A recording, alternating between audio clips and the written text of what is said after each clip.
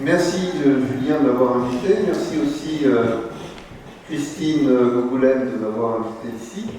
Donc j'en suis ravi, comme je vous l'ai dit tout à l'heure, enfin tout au moins ceux qui étaient déjà là. Alors Julien a tout dit, mais il ne va pas vraiment me présenter en fait. Parce que bon, vous ne savez pas tellement d'où je viens, de ce que je fais. Je suis au CNRS, je suis effectivement astronome. Et alors parmi les astronomes, vous avez toutes sortes de gens. Vous avez des gens qui s'intéressent aux instruments, qui fabriquent des instruments, d'autres qui font de la théorie, d'autres qui font des observations, dans le visible, dans le l'infrarouge, des radioastronomes.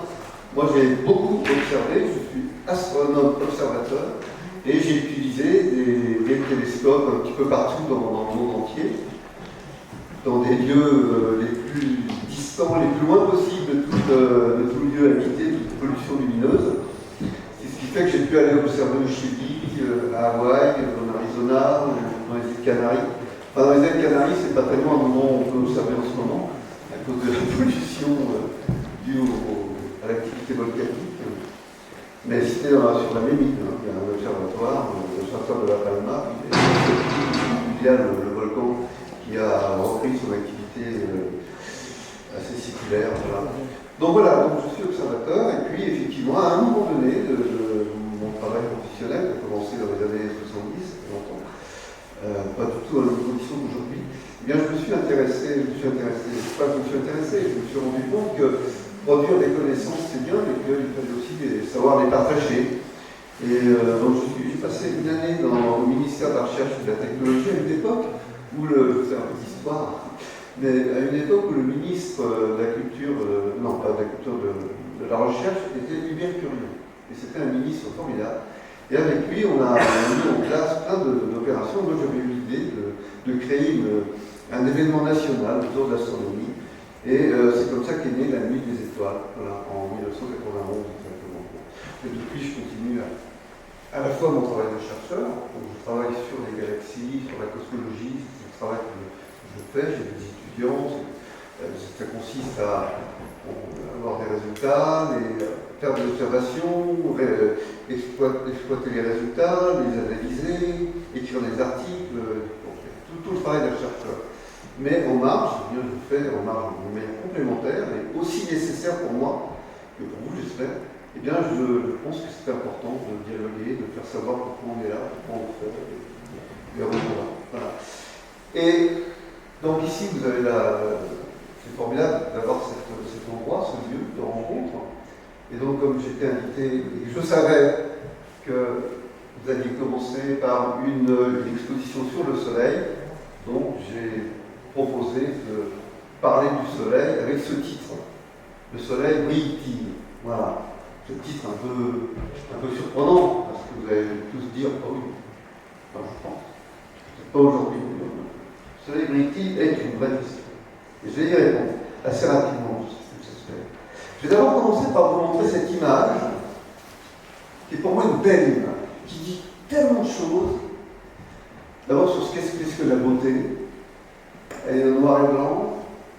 Voilà, elle ne casse pas trop tard qu'un canard, comme on dit. Elle n'a rien à voir avec les images que vous avez dans la plupart des centres de l'observatoire, où on a besoin de couleurs pour montrer que l'astronomie, ça produit des jolies images. Donc celle-là, c'est pas du tout le cas. Et pourtant, c'est une image que j'ai obtenue au JPL, le Jet Propulsion Lab, en Californie, où nous envoie toutes les missions interplanétaires. Et cette image vient de Voyager 2. Vous vous souvenez que les voyageurs étaient des sondes qui ont été envoyées dans les années 70 et qui ont été les premières sondes, il y en a eu deux, Voyager 1 et Voyager 2, qui ont vraiment exploré le système solaire d'une manière absolument extraordinaire, nouvelle, unique. Parce qu'avant 70, on n'avait que les observatoires au sol pour faire des images. Il n'y avait pas ce qu'on appelle les images adaptatives qui permettent de corriger la turbulence atmosphérique. Donc on avait des images plutôt le mieux possible, on faisait ça au pic du midi en particulier, mais sinon les images n'étaient pas géniales. Et cette sonde va pour la première fois explorer le système solaire. On pensait qu'elle allait aller sur Jupiter, non, grâce à un phénomène de rebondissement de planète gravitationnelle d'une planète à l'autre. Et bien ces sondes sont allées de Jupiter à cette planète, etc. Et maintenant elles sortent du système solaire. Et cette image est une image envoyée par Voyager 2, où vous voyez l'image telle qu'elle est reçue. Vous voyez, tous les points points blancs, c'est du bruit, ce qu'on appelle du bruit de fond. Donc c'est pas une belle image, hein, c'est une image plutôt... quand vous faites ça avec vos appareils photo, vous avez tendance à le mettre en poubelle. Bon. Il y a devant le filtre, devant la caméra, il y a un filtre métal pour couper l'essentiel de la lumière du soleil. Et pourtant, le soleil arrive à baver, vous voyez, ça fait cette tache-là, ça c'est le soleil. Normalement, il devrait être à peu près gros comme ça. Hein. À peu près cette grosseur-là, mais ça va dans tous les sens, parce que c'est très lumineux. Mais là, vous avez, normalement, ces carrés-là, vous auriez dû avoir à peu près ce que vous avez au-dessus. Beaucoup de bruit.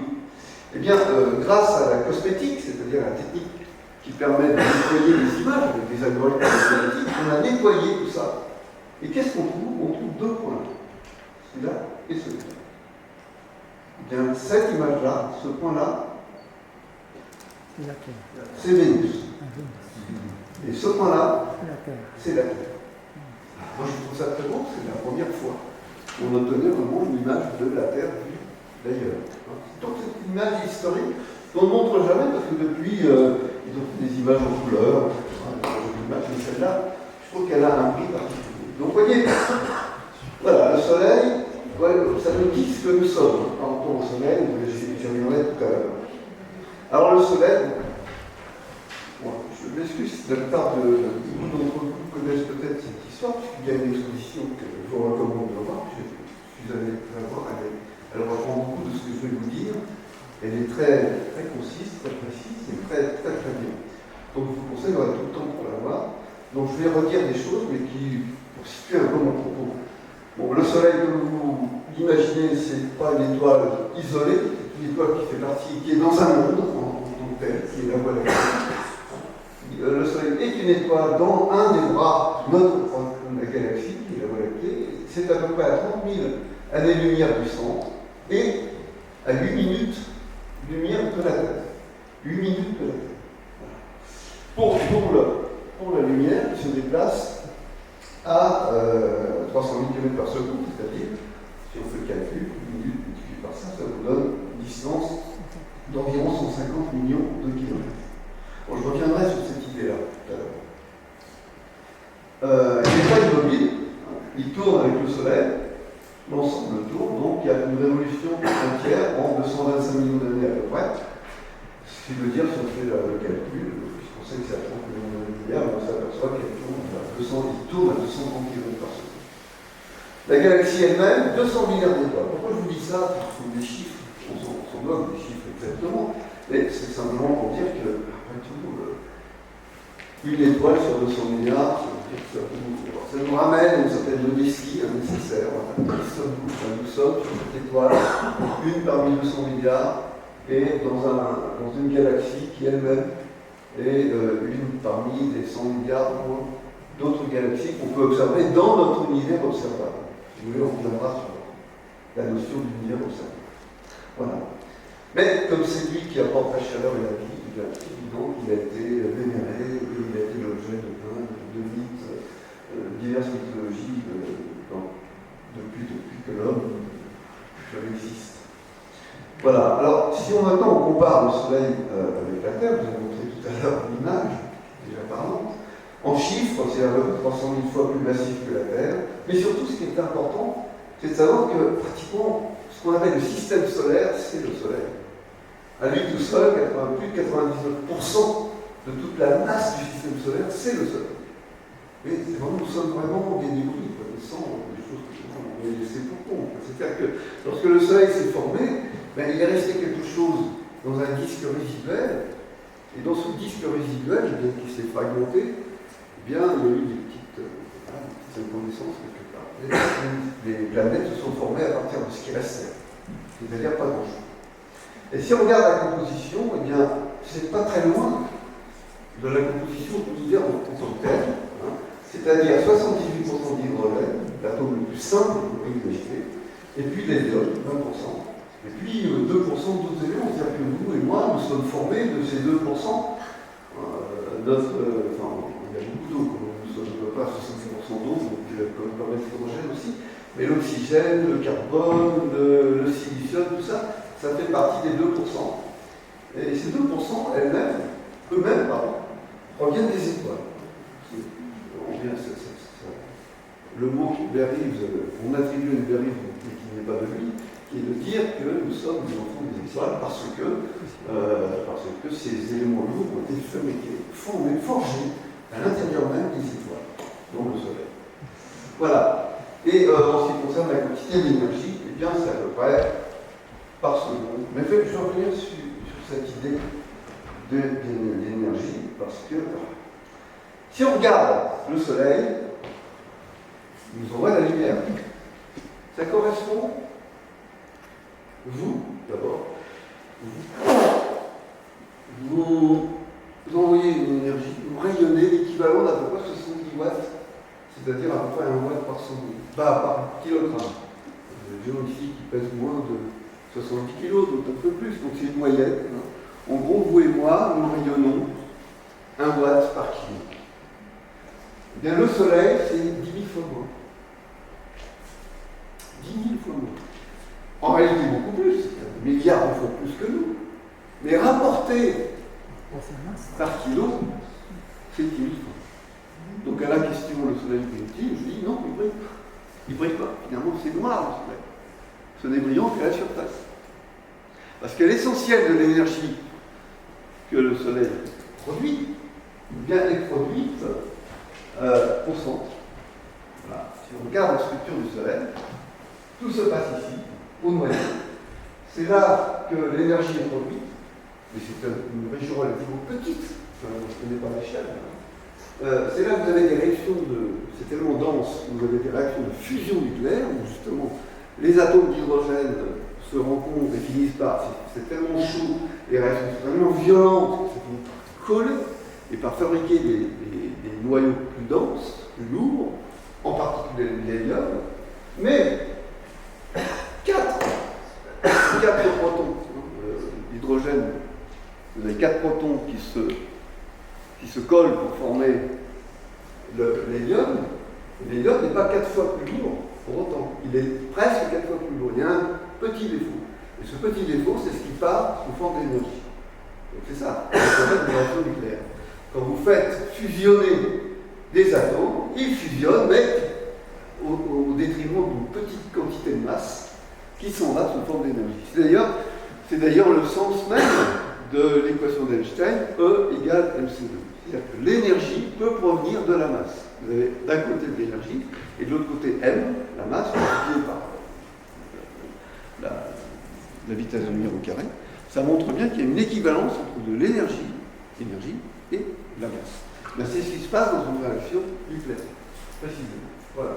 Alors, une fois que cette énergie est produite, elle est produite là et par ailleurs, parce que justement c'est très lourd, très dense, eh bien l'énergie, il faut qu'elle s'en aille. Alors elle part d'abord sous forme de rayonnement, de la lumière, et puis elle a quand même du mal, parce qu'il y a de la matière un peu partout, donc elle a tendance à aller, venir, ça fait beaucoup de temps, ça met presque 1 million d'années pour sortir, et une fois que ça arrive dans cette petite partie-là, qui est la partie dite convective, eh bien la matière est très chaude, et elle se comporte un peu comme l'eau que vous mettez à bouillir sur votre radiateur.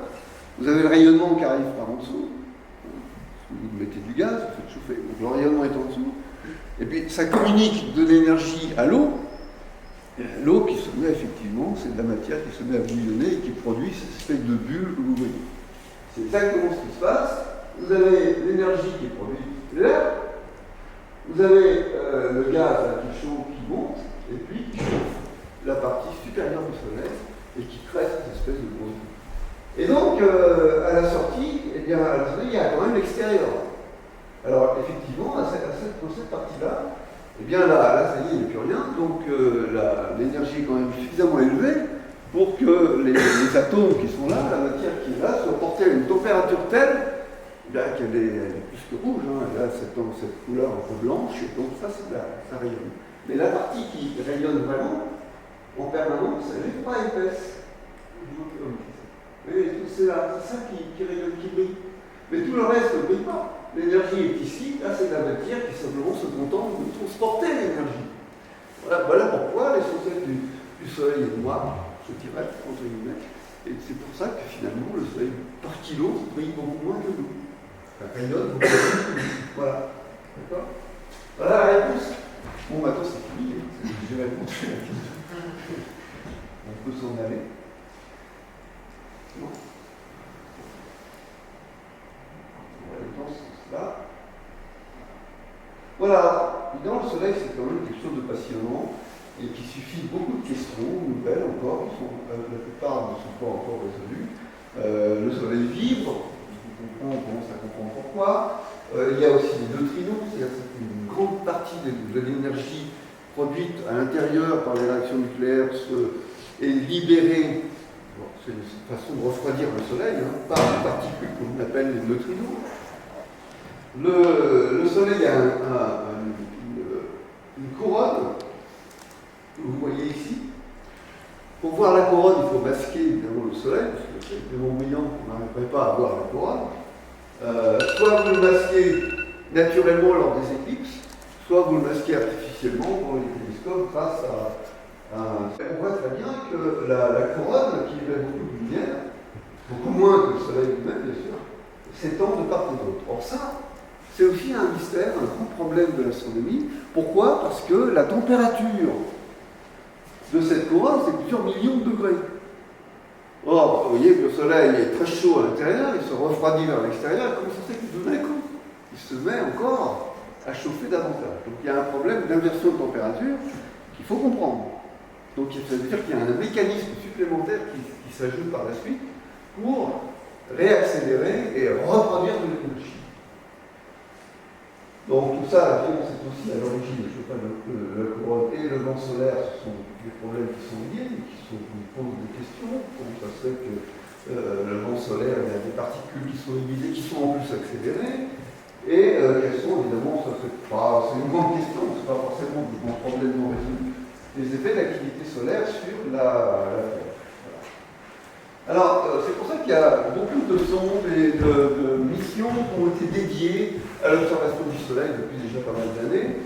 L'un des grands succès a été cet observatoire américain qui s'appelle SOHO. Enfin, quand je dis américain, il y a aussi la collaboration des Européens. SOHO, qui veut dire très bien, solar. C'est un satellite qui est placé à 1,5 million de kilomètres de la Terre, dans un endroit très situé entre la Terre et le Soleil, au endroit où le SOHO regarde du côté du Soleil en permanence, même quand le Soleil, la Terre tourne, vous avez toujours SOHO, cette station qui regarde en direction du Soleil, donc ça veut dire que c'est une observation du jour et nuit. La notion de jour et nuit n'existe pas. Et donc c'est extraordinaire, ça permet de regarder l'activité du Soleil en permanence, qu'auparavant nous n'avions jamais été capables de faire depuis les observatoires au sol. C'est vraiment une réussite extraordinaire. Et ce point-là s'appelle le point de Lagrange, c'est des points assez exceptionnels justement de stabilité. Et c'est une très grande collaboration entre l'ESA, la NASA, et ça a été envoyé en 1995, et il est prévu que ça continue à fonctionner jusqu'en 2022, peut-être que ça continue encore un peu.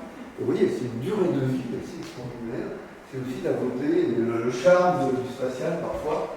Il y a des missions qui durent 2-3 ans ou 1 an parce qu'il faut évidemment un fuel dedans pour opérer l'instrument, mais parfois c'est très économique, très facile à faire. Il y a des électroniques qui, tant qu'elles durent, ça marche. Alors le Soleil, nous voyons évidemment la lumière blanche, mais il n'y a pas que ça. Il y a l'ultraviolet, il y a des rayons X. 88 degrés, c'est plutôt l'ultraviolet. Les rayons X, c'est plutôt quelque chose comme 1,3, 1,5 millions de degrés. Et donc vous voyez que quand vous regardez le Soleil à une certaine longueur d'onde, eh bien vous sondez quelque chose, vous regardez le Soleil différemment. Si vous regardez en lumière visible, comme nous, comme on fait, eh bien on voit la surface du Soleil qui est à peu près à 5000 degrés. Si on regarde avec un instrument qui détecte ce qu'on voit le Soleil en rayon X, c'est le Soleil de 1 million de degrés que l'on regarde. C'est pas du tout le même.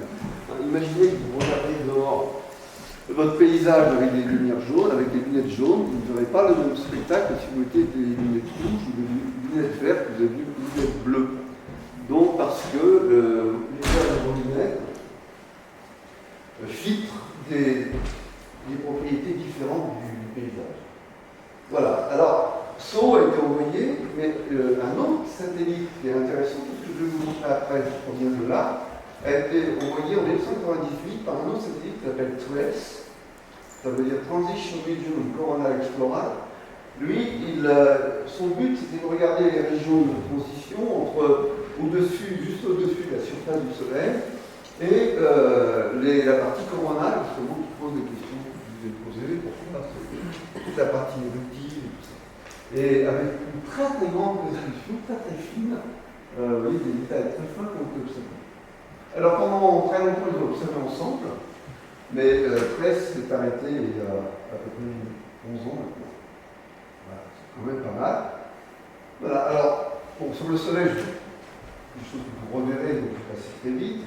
Il y a un cycle solaire, c'est quelque chose qui est important pour essayer de comprendre. Le Soleil, comme d'autres étoiles, ont des activités cycliques. Hein. Vous savez, la notion de périodicité, de retour, d'équilibre, c'est quelque chose d'assez fréquent dans la nature. Il y en a des complètement immobiles, vous avez toujours des choses qui reviennent comme ça, comme les marées, parce qu'il y a des phénomènes périodiques. Donc il y a le cycle solaire qui a été observé depuis très longtemps par Maunder, qui est de l'ordre de 11 ans, où on s'aperçoit que sur la surface du Soleil, vous avez des activités magnétiques très importantes, ce qu'on appelle des taches solaires, et leur nombre varie. Et la périodicité du phénomène, c'est justement 11 ans. Et ça, c'est quelque chose qui a été particulièrement bien étudié. Donc vous avez un minimum, un maximum, là par exemple. Vous voyez ce qui s'est passé en 1992, entre 92 et 99, observé au sol, observé à Kitt Peak, l'observatoire d'Arizona. Et bien là, vous voyez que ce sont des vidéogrammes qui font le magnétoscope, c'est quelque chose qui permet d'explorer la partie magnétique du Soleil, et on voit que les zones noires et blanches que vous voyez là, ce sont les taches solaires. À chaque fois que vous avez une tache solaire ici, vous avez une partie plus brillante à côté. Ça va toujours par couple. Je vous expliquerai peut-être un peu mieux pourquoi tout à l'heure. Et vous voyez que ça dure à peu près, ça commence en 92, là ça finit en 99. Vous avez presque 11 ans.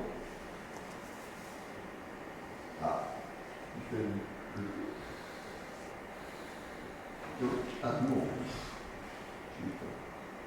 Je reviens, excusez-moi. Voilà, flèche solaire, j'en suis là. Bon.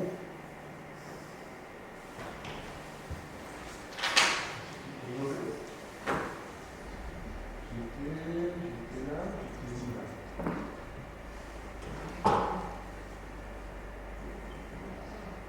Voilà, j'étais là, c'est ça? Ouais. Vous avez bien suivi. Voilà. Alors ça, par exemple, c'est la même chose, c'est le même cycle, mais vu en rayon X. On voit qu'en rayon X, que les taches solaires, c'est quelque chose qui vous fait penser tout de suite à du magnétisme, parce qu'en rayon X, c'est très sensible, on met en évidence des particules de grande énergie, et qui sont soit accélérées, soit au contraire bloquées par les champs magnétiques. Donc vous voyez, cette activité magnétique croît et décroît, et au minimum, elle recroît ensuite. Voilà, c'est le champ magnétique. Donc il faut savoir, c'est que la surface du Soleil, la partie que vous avez vue tout à l'heure en cours, est influencée par les forces magnétiques. Vous allez me dire, c'est quoi les forces magnétiques? Il n'y a pas de force magnétique s'il n'y a pas de charge électrique, c'est-à-dire, vous savez, l'électricité, nous sommes faits, nous sommes des machines électriques. L'électricité, lorsque les électrons se déplacent, lorsque le courant électrique se déplace, ça crée ce qu'on appelle des forces magnétiques. Alors, les forces magnétiques, c'est une autre façon de parler du comportement électrique, mais dynamique. Vous avez des aimants. Les aimants, c'est quelque chose où, à l'intérieur d'une partie métallique de l'aimant, vous avez des charges électriques qui se déplacent, de sorte que tout autour, bien, lorsque vous amenez de la limaille de fer, vous allez voir que cette limaille de fer va s'orienter exactement en suivant ce qu'on appelle les lignes de force magnétique. Et là, c'est pareil, les particules se déplacent en suivant des lignes de force dites magnétiques. Et on voit bien que c'est très important dans la manière dont on voit le Soleil. Parce que vous avez les flèches rouges vous montrent des champs magnétiques ouverts, c'est-à-dire que les particules peuvent partir par les pôles. Vous avez les flèches grises, vous avez aussi évidemment des particules qui partent, les champs sont moins forts, et ça fait le vent solaire, ça attire, ça pousse à l'extérieur le vent solaire, qui sont en fait de particules évidemment, mais pas seulement des électrons, des protons, des choses comme ça. Les régions jaunes, sont des régions où, au contraire, là, vous avez des champs magnétiques qui sont fermés, c'est-à-dire qu'ils se rebouclent, un peu comme dans un aimant, où vous pouvez aller d'un pôle à l'autre, le pôle sud, le pôle nord, vous avez la possibilité de faire en sorte que vos petites limailles magnétiques, effectivement, elles s'orientent, elles ne vont pas refuser de s'en aller. Et là, vous avez des particules qui restent comme ça. Une fois que vous avez cette image-là en tête, vous pourrez interpréter mieux les images que vous verrez après. Vous voyez que quand on regarde le minimum d'activité, vous avez toujours de l'activité magnétique sur la surface du Soleil. C'est-à-dire que les particules, à partir du moment où la matière chaude sort en surface, eh bien, elle entraîne aussi des protons, des électrons, du courant électrique. C'est très important. Mais lorsque c'est extrêmement actif, vous avez des zones beaucoup plus actives que d'autres. Parfois, ça fait façon. On voit déjà. Alors, c'est accéléré. Le Soleil tourne sur lui-même en 27 jours. C'est forcément accéléré.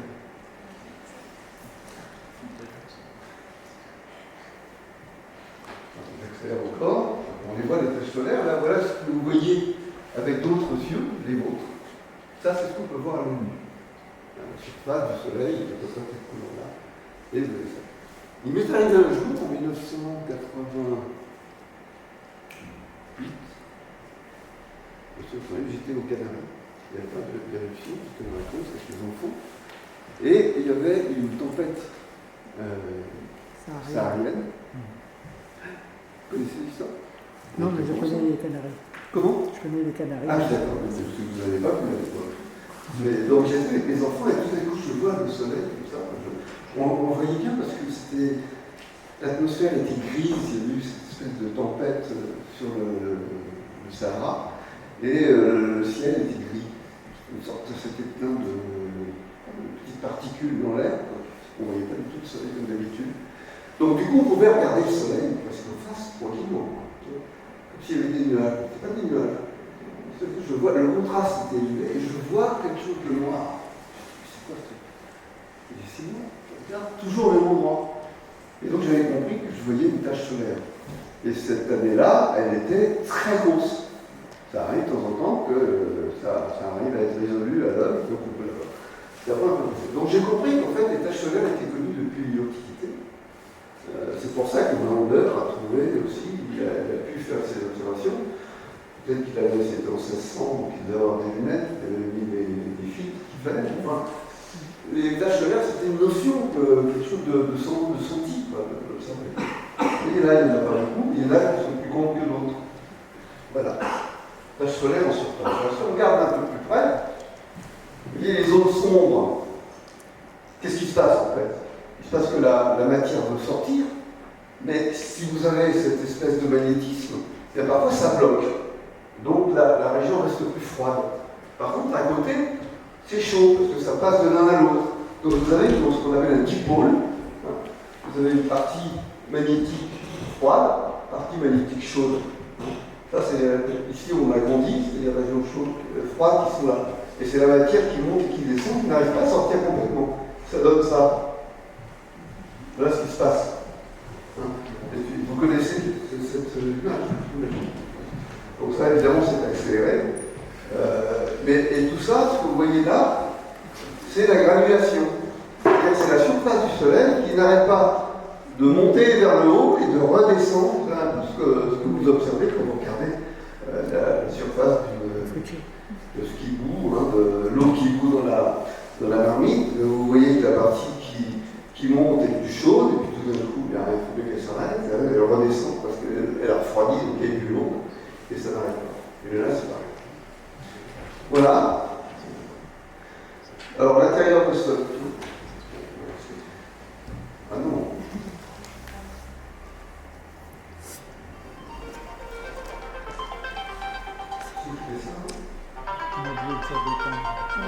Voilà.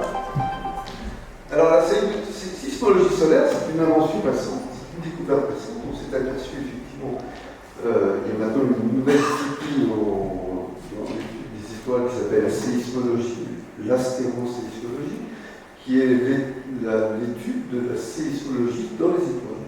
Bon, ça a d'abord été découvert avec le Soleil, on s'est aperçu que le Soleil c'est comme une cloche qu'on fait vibrer. La surface vibre d'une manière qui n'est pas complètement n'importe quoi. Il y a des modes d'oscillation. Ça vient de l'intérieur, et donc c'est une onde qui se propage vers l'extérieur. Quand l'extérieur est fermé, puisqu'après il y a le vide, eh bien ça rebondit sur la partie extérieure, ça revient vers le centre, ça rebondit ainsi de suite, ça fait le tour du Soleil, et vous avez vraiment le schéma qui est là. Et donc à chaque fois effectivement que l'onde de choc arrive à la surface, ça fait bouger la surface. Et puis comme le phénomène se répète sur les phases intérieures, eh bien vous avez d'une manière assez symétrique, puisque vous avez une boule, une sphère, eh bien vous avez ces espèces de patterns, de descriptions assez symétriques, assez belles quand même, je trouve, qui donnent ceci à droite.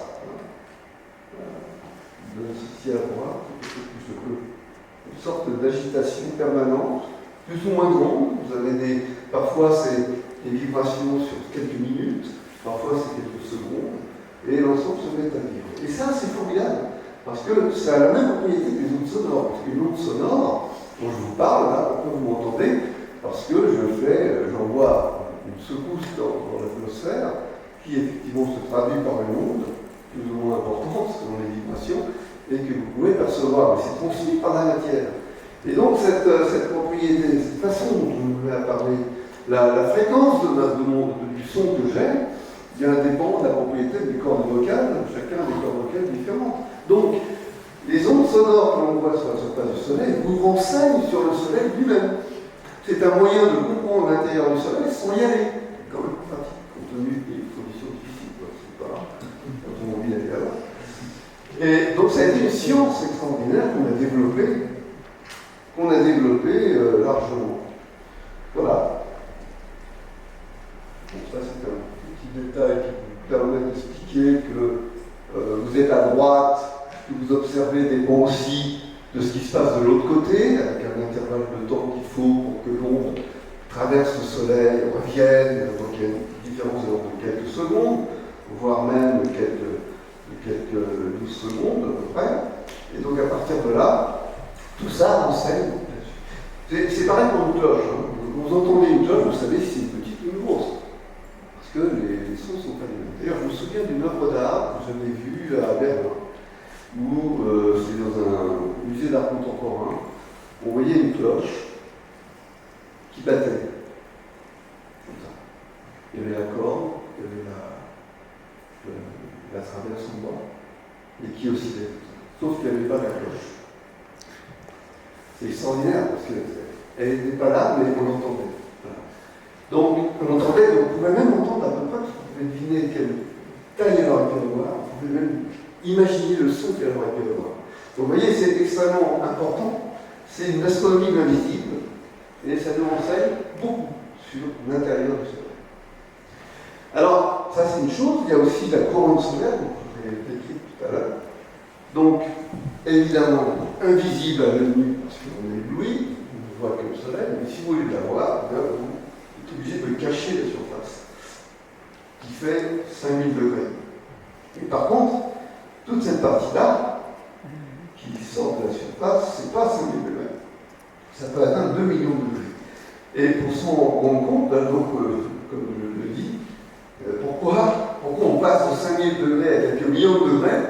Ça reste quand même le principe de chauffage. J'ai connu des astronomes à l'Institut d'astrophysique de Paris qui étaient des théoriciens, des spécialistes du Soleil. C'était pour eux il y a eu des articles écrits là-dessus, tous aussi convaincants les uns que les autres, mais personne n'a vraiment donné une réponse encore sur laquelle j'en lis encore de temps en temps, encore assez énigmatique. Bon, je pourrais donner toute une série de justifications, mais le message, c'est qu'on ne sait pas complètement. C'est-à-dire, c'est la même chose. Alors, ça c'est très bon. Il faut remonter la couronne jusqu'au L7.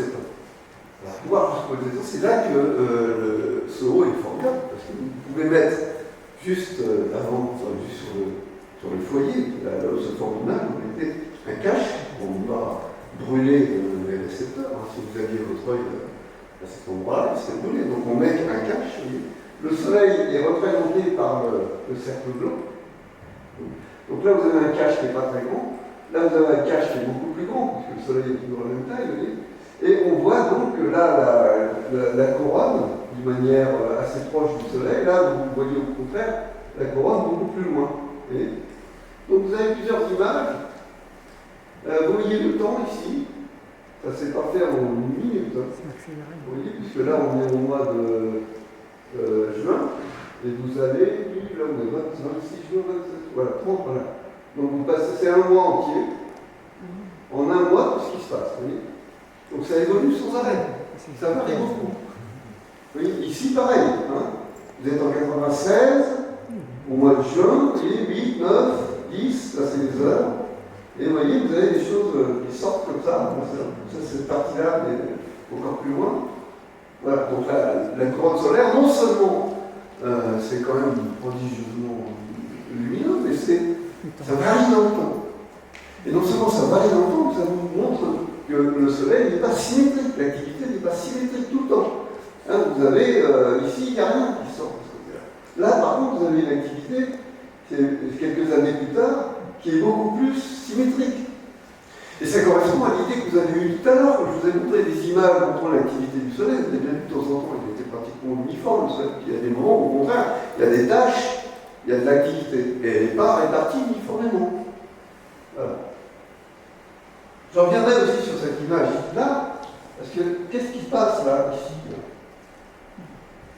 Une planète qui passe. Voilà, ce sont des étoiles en fait, qui passent derrière. Hein, parce que vous regardez le soleil en permanence, comme vous êtes à cheval sur ce haut, mais le soleil, lui, en faisant ça, vous regardez le soleil, mais le fond derrière, c'est l'ensemble des étoiles. Donc, si vous continuez à vous fixer sur le soleil, comme vous avez l'arrière-plan qui bouge. Donc, vous voyez passer les étoiles et les planètes. J'en reviendrai là-dessus parce que c'est pas chose. Ça, c'est le tapis magnétique. Hein, donc, le fait que le soleil, ça bouge sans arrêt. Vous voyez, on voit ici, je vous ai dit, ce sont des dipôles, hein, des parties positives, négatives des tâches solaires. Vous voyez, ça se passe comme ça c'était un dessin qui montre comment le champ magnétique parfois ils se désarticulent complètement, et quand ils se désarticulent, ce champ magnétique, eh bien, vous voyez, vous avez des boucles magnétiques, vous avez de la matière qui est en haut, qui est capturée, bloquée par le champ magnétique, puis de temps en temps, mais il y a tellement d'énergie qui s'accumule dans les boucles que de temps en temps, paf, ça s'en va, et c'est ce que tresse. Alors, entre parenthèses, quand même, pour que vous sachiez ce que vous regardez, la Terre est là. Pour comparer. Hein. Pour comparer quand même. Parce que sinon, vous n'avez aucune idée, vous avez l'impression que tout ça, il fait 1 mètre de haut. Pourquoi pas, on ne sait rien. Donc, je vous ai mis on vous met la taille de la Terre ici. Alors, sachant ça,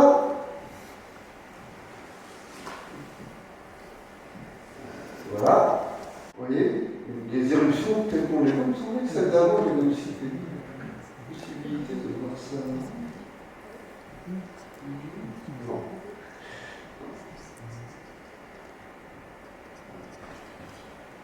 Donc, ce sont des instruments à bord de seau qui voient comme ça un peu l'équivalent de tremblement de terre, sur le tremblement de la surface du soleil. Et là, c'est une éruption, c'est-à-dire que vous avez ces boucles magnétiques qui libèrent au bout d'un moment, il y a tellement d'énergie accumulée que ça libère les particules qui sont là, avec la lumière qui va avec. Alors, ces protubérances sont dites éruptives, et regardez-les une par une. Vous voyez, c'est ce que je viens d'illustrer, tout d'un coup, la boucle casse et ça libère les particules. Voilà, quelque chose, ça arrive, évidemment. On dirait un élastique. Encore une fois, c'est accéléré. Tout ça, c'est extrêmement lent. Vous avez toujours le... Ça, c'est voilà, ça, c'est ce que je vais montrer tout à l'heure. Ça, ce sont des éruptions gigantesques qui correspondent à on ne sait pas combien de fois, des millions de bombes atomiques. Et ça se libère dans l'espace. Et c'est quand ce phénomène arrive, vous le dites pour le... Comment ? Les dinosaures. Ah, donc voilà, je vais accélérer un petit peu, pas au bout de 30 minutes. Voilà, donc ici c'est pareil. Donc le vent solaire, eh bien, c'est quelque chose qui est mystérieux, qui peut se propager extrêmement loin, bien au-delà de Pluton, c'est-à-dire que ce vent solaire qui fait de particules, eh bien, va jusqu'aux confins du système solaire, c'est-à-dire 5 milliards de kilomètres à peu près. Et ça modifie énormément de choses. Alors, ça modifie en particulier la magnétosphère. Ça, ce qu'on appelle la magnétosphère, c'est cette espèce de bouclier magnétique. Nous aussi, nous sommes dans une espèce de bouclier magnétique qui, justement, dévie les particules, en particulier les particules en provenance du Soleil. Le Soleil lui-même est le siège d'éruptions magnétiques, mais nous avons un bouclier magnétique autour de la Terre. Pourquoi il s'est formé? Parce qu'à l'intérieur de la Terre, il y a des particules qui bougent, donc la Terre est un aimant. Et c'est cette espèce de... Là, c'est la Terre. Cette espèce de... Vous voyez, ce bouclier magnétique sous forme de tore, comme ça, vous voyez, qui est un peu évidé du côté des pôles, et qui permet aux particules de la Terre, du Soleil de s'engouffrer là où c'est le plus fragile, c'est-à-dire soit au pôle Nord, soit au pôle Sud, et de donner naissance, puisqu'il y a de l'atmosphère quand même, il y a de l'air, il y a de l'environnement, ça donne naissance aux aurores boréales. C'est magnifique. Mais ça arrive là-bas, ça n'arrive pas sur nous, sur Paris, ni sur Alès, donc on est protégé. Alors là, je vous montre ça, j'adore, c'est un grand moment pour moi de vous montrer ça, parce que vous avez cette image, le soleil est là, là c'est bon, voilà, son agitation habituelle, mais en fait, à ce moment précis, vous avez Mercure, la constellation des Pléiades, vous avez Vénus, Jupiter et Saturne. Fabuleux. Vous allez me dire, alors, on a tous vu ça dans le ciel, sauf que vous êtes conservateur, bien professionnel. Sauf que, vous allez voir cette image à droite, vous allez avoir la même chose que ça. Sauf, vous connaissez cette image? Non. Vous allez voir la vidéo, ça a été pris sur, je crois, à peu près un mois. Donc, qu'est-ce qui va se passer? Il se passe effectivement, je vous le décris parce que ça va vite, donc il vaut mieux vous souvenir un peu, si un peu ce que vous allez voir. Vous allez voir simplement un Mercure qui va se déplacer, et vous allez voir Vénus, Jupiter et Saturne qui vont se déplacer au fur et à mesure que les jours passent, puisqu'on se déplace nous aussi. Non, donc on se déplace, mais surtout les planètes se déplacent. Et les planètes se déplacent plus vite que nous. Et donc vous allez avoir devant vous la preuve observationnelle que la planète tourne autour du Soleil. Voilà. Tout perdu. Ah oui. L'héliocentrisme. Pardon? Oui. J'espère que ça va tourner, sinon je vais pas trop. La Copernic. Le faire. Le baisser. C'est parti. Sinon, je vais vous montrer autrement. C'est ça. Je crois qu'il n'y a pas de tout, il brille sur vraiment une pause.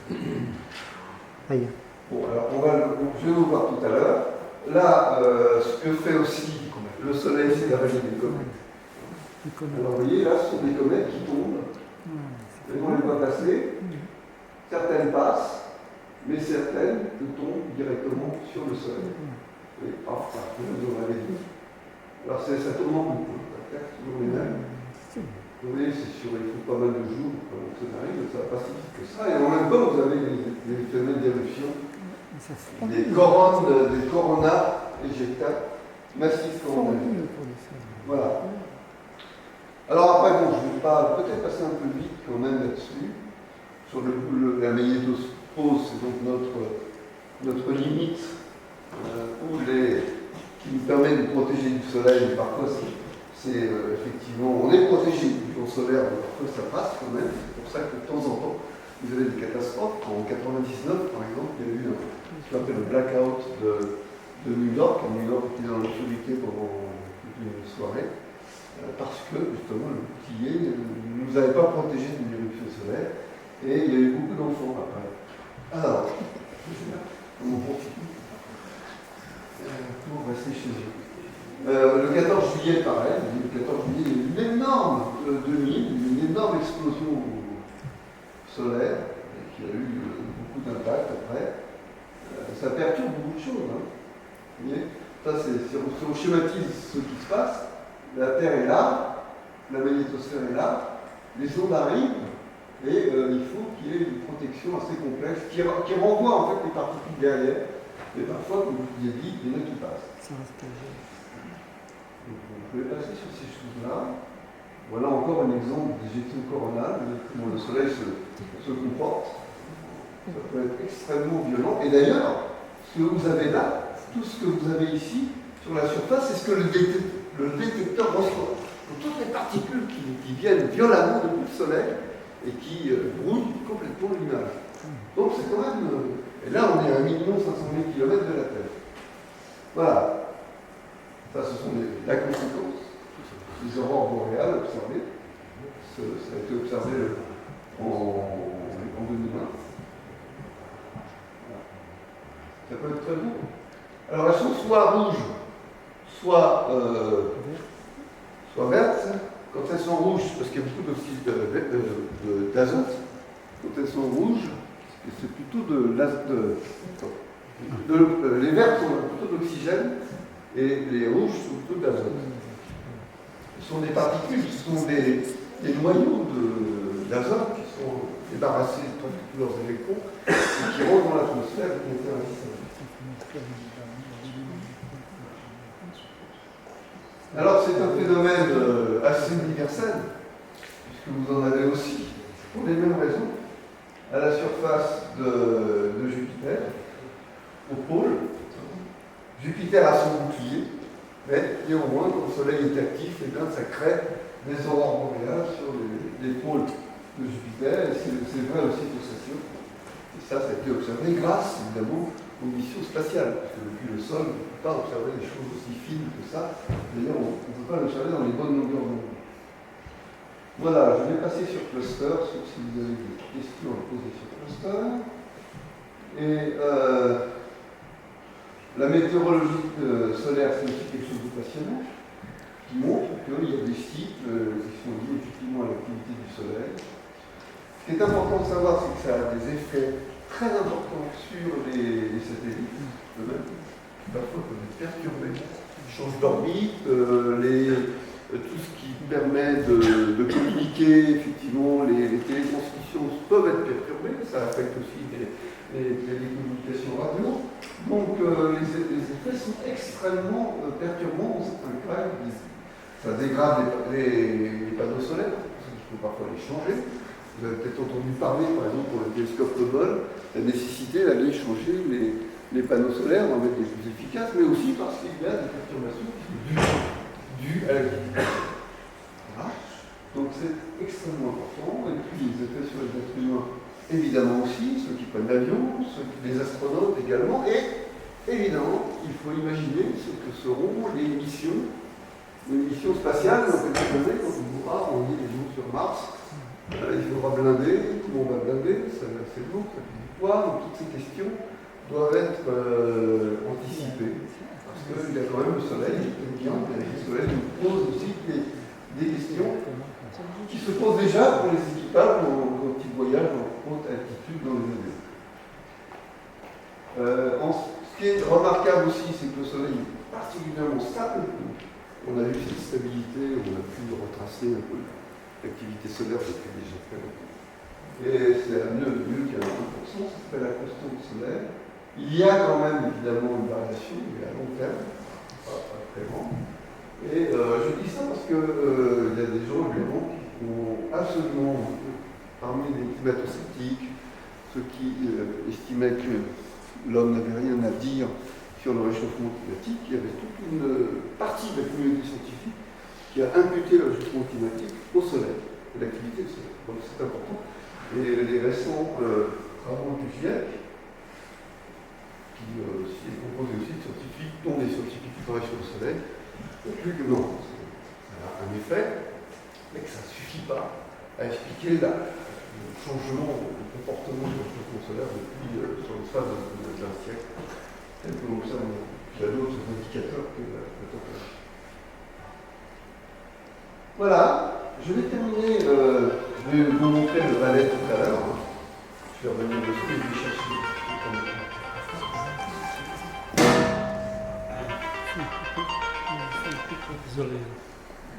C'est bon?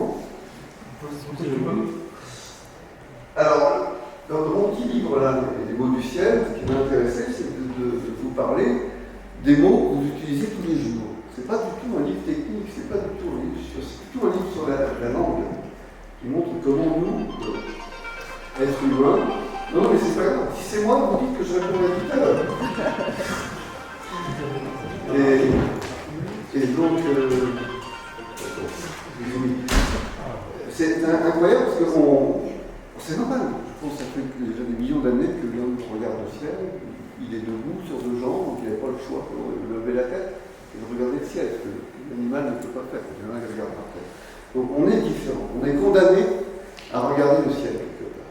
Et donc c'est normal que d'abord ça nous a inspiré crainte, l'espoir, je sais pas, ça a sublimé nos envies d'aventure, nos envies d'aller voir. Ça vous raconte tout. Et les mots qu'on utilise, évidemment, en découlent.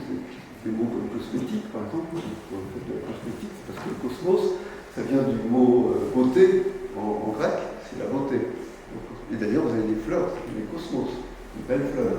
Tournesol, c'est des fleurs qui tournent, qui regardent le soleil. Souci, tournesol, souci. Astère, c'est des fleurs en forme d'étoile. Astérix, c'est tout petit. C'est pour ça que Goscinny a voulu l'appeler Astérix, parce qu'il est tout petit comme l'Astérix, qui aussi veut dire étoile. C'est un symbole graphique qui a la forme d'une étoile. Et ils ont mis X après pour faire plus gaulois. Héliante, ça vient de Hélios, soleil. Alors évidemment, les planètes ont servi à nommer les jours de la semaine. Monday, c'est le jour de la Lune, lundi. Mardi, c'est Mars, le jour de Mars. 10, ça veut dire jour. Donc c'est le jour de. Mercredi, c'est le jour de Mercure. Voilà. Thursday, c'est Jupiter. Alors, Thursday, c'est Saturne. Pardon ? Saturne. Jeudi, c'est Jupiter. Et vendredi, c'est Vénus. Et Saturday, en anglais, c'est le jour de Saturne. Nous, on a samedi. Samedi, ça n'a rien à voir avec Saturne, ça a à voir avec le sabbat, religion juive. Et Sunday, c'est le dimanche. Nous, c'est dimanche. Mais le dimanche, c'est Dominicus Deis, qui veut dire le jour du Seigneur. C'est marrant parce que les chrétiens sont mêlés. Mais au départ, les jours de la semaine, c'était donné d'après les noms des planètes. Voilà, mais il y a plein d'autres mots comme ça. Considérer, c'est regarder une étoile. Au départ, à l'origine. C'était un terme de marine, cours sideris. Parce que les marins regardent la hauteur d'une étoile pour savoir où ils sont sur mer. Donc cours, c'est avec, sideris, ça ne dit plus, au bout d'un moment, on dit considérer, et ensuite ça devient regarder quelque chose avec attention. Vous voyez, donc ces mots qui ont une origine céleste, ensuite sont utilisés autrement. Et j'en ai plein. Il y a mal autre truc, la canicule. Canicule, qui est des jours de grande chaleur, qui vient de l'étoile Sirius, l'étoile c'est le chien qui suit le chasseur en rime. Voilà. Dans mon petit livre, je recense tout ça. Plus les histoires, les anecdotes, comme le croissant, que vous mangez tranquillement. Pourquoi ça fait croissant? Pas seulement à cause de la forme. Et si ça a cette forme-là, c'est parce que la Lune a cette forme-là. Et si la Lune a cette forme-là, c'est pas par hasard si la Lune figure sur le drapeau des Turcs. Or, les Turcs ont fait le siège de Vienne en 1460, et pardon. Ils ont mangé les croissants. Et les Viennois ont réussi à repousser les Turcs, et donc il y a eu un pâtissier qui, pour fêter la victoire, a fait cette pâtisserie à la forme de l'emblème du vaincu. pas que vous mangez le blé du menu. Voilà. Et ensuite, c'est arrivé en France, à la cour du roi, et donc maintenant on mange des croissants. Voilà. Mais quel que soit l'endroit où on le met, c'est toujours une croissant. On va mettre des croissants, on mange toujours des croissants. Et puis il y a des tas d'expressions. Alors j'ai aussi réuni des expressions, je vous en lire une, parce que j'ai bien aimé cette phrase, parce que j'ai tout mis en même temps. Voilà. On subit des coups de soleil, on conserve nos biens au soleil, qui d'ailleurs peuvent fondre comme neige au soleil, et lorsqu'on n'a pas sa place au soleil, on est au droit de s'indigner, comme Diogène, vous savez, le savant, au toit de mon soleil, puisqu'il brille pour tout le monde. Le soleil brille pour tout le monde. Donc, vous voyez, le soleil revient. Et même, d'ailleurs, je mets masculin féminin, parce qu'en ce moment, on parle beaucoup des genres. Est-ce que le soleil est masculin ou féminin? Masculin, chez nous. Pardon? Chez nous, il est masculin, le soleil. Chez nous, il est masculin, chez les Celtes, il est féminin, la lune était masculine, chez les Allemands, ceux qui font l'allemand, c'est masculin. Donc, vous voyez, la notion de genre n'est pas tout à fait résolue en ce qui concerne les astres, les galaxies, les trous noirs, les planètes. Et là, c'est des références, si vous voulez. Vous pouvez trouver des sauts sur la toile en direct. Et moi, je vous remercie. Merci.